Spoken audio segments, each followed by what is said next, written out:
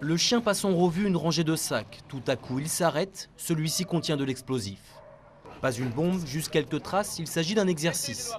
Les militaires américains qui se retirent progressivement d'Irak laissent peu à peu la sécurité aux mains des forces irakiennes.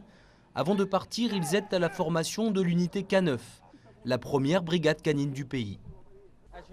Comme vous le savez, la police irakienne a une responsabilité très importante, celle de protéger les citoyens irakiens. Et l'une des pires menaces, ce sont les explosifs. La brigade K9, leurs chiens et leurs maîtres, sont la façon la plus efficace de détecter les explosifs.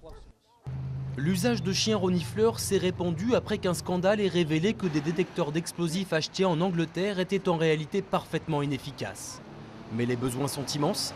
La brigade canine compte un peu moins de 50 chiens, alors qu'il en faudrait 1000 pour un maillage efficace du pays. Nous avons le projet de distribuer des chiens policiers à Bagdad et dans le reste du pays. Dans la capitale, nous voulons qu'il y en ait 6 à chacun des 18 checkpoints qui entourent la ville. Les forces américaines prévoient de distribuer 145 nouveaux chiens cette année. Culturellement, le pari n'était pas gagné, beaucoup de musulmans considèrent les chiens comme impurs. Au début, les soldats irakiens étaient réticents, mais désormais, de vrais couples chien-maître se sont mis en place. Ce chien, c'est un cadeau des Américains. Et on travaille ensemble depuis plus de 4 ans. On s'entend bien, il me manque quand je rentre chez moi. Les chiens ont aussi l'avantage de coûter bien moins cher que les détecteurs d'explosifs manuels. Entre 16 000 et 60 000 $ pour les machines contre 9 000 $ maximum pour un détecteur à 4 pattes.